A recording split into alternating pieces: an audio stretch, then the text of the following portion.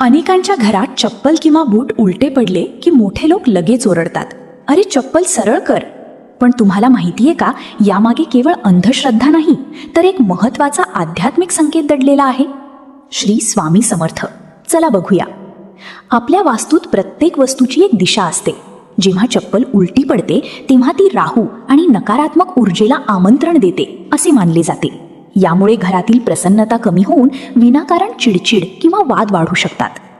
मंडळी, असे म्हणतात की उलटी चप्पल घराच्या प्रगतीत अडथळा निर्माण करते. पण स्वामी भक्त हो, घाबरण्याचे कारण नाही. जेव्हा तुम्ही ती चप्पल सन्मानाने सरळ ठेवता तेव्हा तुम्ही नकळत तुमच्या आयुष्यातील विस्कळीतपणा दूर करून शिस्त आणि सकारात्मकतेचा स्वीकार करता. स्वामी म्हणतात, प्रत्येक कृती श्रद्धेने करा. छोटीशी गोष्ट वाटली तरी चप्पल सरळ ठेवणे म्हणजे आपल्या वास्तूचा सन्मान करणे होय. हाच सकारात्मक बदल तुमच्या आयुष्यात सुख शांती घेऊन येईल. तर मंडळी, तुम्हीही आजपासून हा नियम पाळा आणि स्वामींच्या कृपेचा अनुभव घ्या. माहिती आवडली तर चॅनलला सबस्क्राईब नक्की करा आणि मित्रपरिवाराबरोबर शेअर करा. धन्यवाद. श्री स्वामी समर्थ.